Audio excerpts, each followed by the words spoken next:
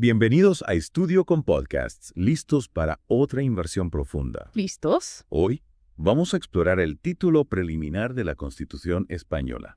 La base de todo el sistema legal de España. Exactamente, el cimiento sobre el que se construye todo. Donde se definen los valores, la forma de gobierno, la identidad misma del país. Y que a veces quizás no le damos la importancia que merece. Porque claro, es denso, es jurídico, pero es fundamental para entender cómo funciona España. Totalmente. Por eso hoy vamos a desgranarlo, artículo por artículo, para que todos lo entendamos. Me parece perfecto. ¿Por dónde empezamos? Pues por el principio, ¿no? Artículo 1, El artículo que nos dice qué es España, cómo se define a sí misma. sí, y qué nos dice exactamente. Bueno, el punto 1 del artículo 1 nos dice que España se constituye en un Estado social Ajá. y democrático de derecho. O sea, que las leyes se basan en la democracia y la justicia social. Exacto, y que propugna como valores superiores de su ordenamiento jurídico. Suena complejo. Lo es, pero básicamente se refiere a las normas que rigen el país. Entiendo. Y esos valores son la libertad, la justicia, la igualdad, Valores universales, diría yo. sin duda, y el pluralismo político. Es decir, la importancia de la diversidad de opiniones políticas. Exactamente. Eso es lo que busca reflejar el punto 1 del artículo 1. Es como una declaración de intenciones de España como país. Totalmente, es la base sobre la que se construye todo lo demás. Y siguiendo con este artículo 1, ¿qué nos dice el punto 2? El punto 2 es clave, porque establece que la soberanía nacional reside en el pueblo español. O sea, que el poder reside en la gente. Exacto, del pueblo español emanan los poderes del Estado. Un concepto fundamental en cualquier democracia. Sin duda, el poder no reside en el gobierno o en la monarquía, sino en el pueblo. Y hablando de la monarquía, ¿qué papel juega en este sistema? Buena pregunta. El punto 3 del artículo 1 nos lo aclara. A ver. Dice que la forma política del Estado español es la monarquía parlamentaria. Monarquía parlamentaria. Eso significa. Que sí, hay un rey, pero su poder está limitado. Claro. Está limitado por la Constitución y el Parlamento. Que a su vez es elegido por el pueblo. Exactamente, un sistema de equilibrio de poderes. Ya veo, muy interesante. Pasamos al artículo 2. Vamos allá. ¿De qué trata este artículo? El artículo 2, en su punto 1, aborda un tema complejo.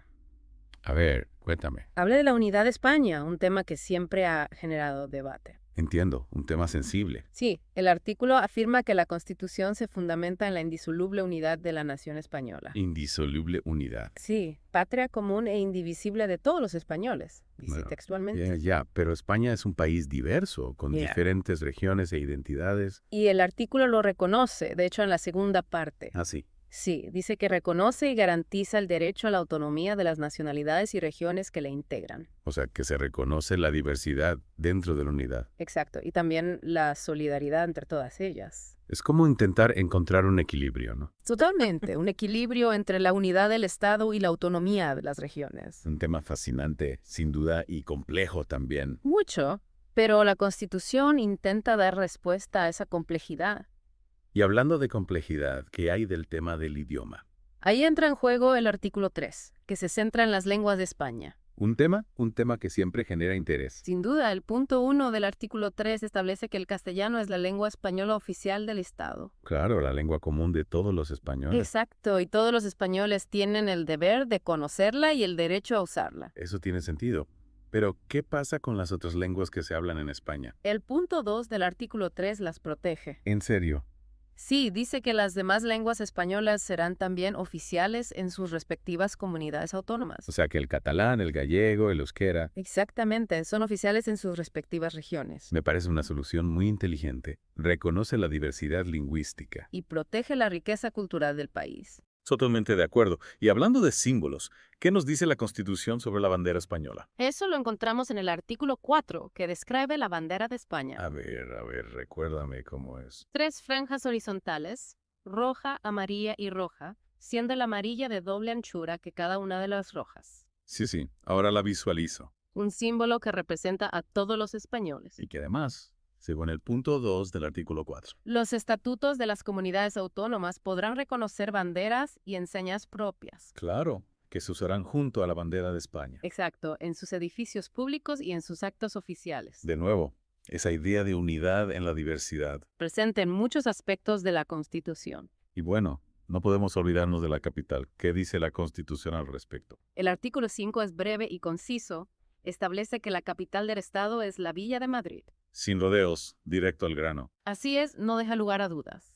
Y ahora, entremos en un tema crucial en cualquier democracia, la participación ciudadana. Un tema fundamental. ¿Qué nos dice el artículo 6 sobre los partidos políticos? El artículo 6, en su punto 1, reconoce que los partidos políticos son esenciales en una democracia, ¿Por qué? porque expresan el pluralismo político, concurren a la formación y manifestación de la voluntad popular. O sea, que son el cauce para que la gente participe en la política. Exacto, y su creación y actividad son libres, siempre dentro del respeto a la Constitución y a la ley, Claro, la libertad tiene límites. límites que marca la propia Constitución. Y hablando de participación, ¿qué papel juegan los sindicatos y las asociaciones empresariales? El artículo 7 los reconoce como instrumentos de defensa y promoción de los intereses económicos y sociales. O sea, que representan a los trabajadores y a las empresas. Exactamente, y al igual que los partidos políticos, su creación y actividad son libres. Siempre dentro del marco legal, claro. Por supuesto, la Constitución busca el equilibrio y la representación de todos los sectores. Un sistema que busca el diálogo y el consenso. Esa es la idea, que todos tengan voz y puedan defender sus intereses.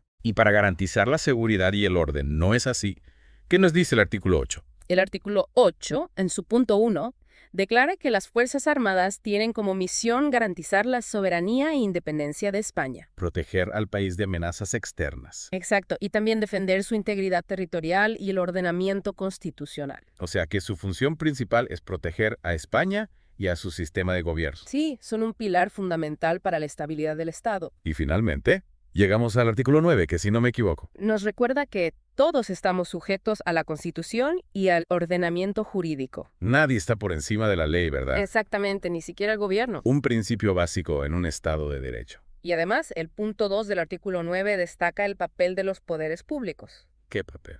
El de promover las condiciones para que la libertad y la igualdad del individuo y de los grupos sean reales y efectivas. O sea que el gobierno tiene la obligación de garantizar que la libertad y la igualdad sean reales para todos. Exacto, y de remover los obstáculos que impidan o dificulten su plenitud. Y también de facilitar la participación de todos los ciudadanos en la vida política, económica, cultural y social. Sí, un compromiso con la justicia social y la participación ciudadana. Y para garantizar todo esto, no hay una serie de garantías. Claro que sí. El punto 3 del artículo 9 establece una serie de garantías para proteger los derechos de los ciudadanos.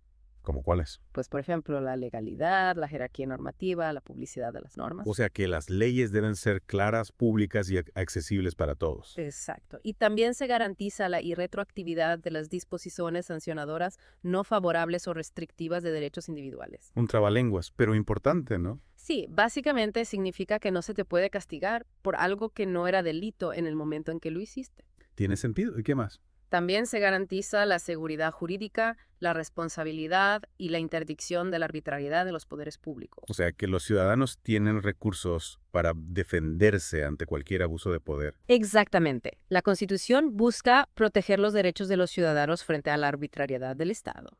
¡Uf! ¡Qué viaje! Hemos recorrido un largo camino desde el primer artículo hasta el último. Ha sido una inmersión profunda en los principios que rigen España como Estado, Un análisis detallado del título preliminar de la Constitución española. que, como hemos visto, es fundamental para entender cómo funciona España. Y ahora, una pregunta para ti, nuestro oyente. ¿Cómo crees que se compara la Constitución española, con su énfasis en la unidad y la diversidad, con los documentos fundacionales de otras naciones? Una pregunta interesante para reflexionar. Te invitamos a explorar otras constituciones y a pensar sobre las diferentes maneras de equilibrar la identidad nacional y la autonomía regional. Un tema apasionante, sin duda. Y con esto llegamos al final de nuestra inmersión profunda. Espero que haya sido útil para entender mejor la Constitución española. Suscríbete a Estudio con Podcast para no perderte el siguiente podcast. Hasta la próxima. Hasta pronto.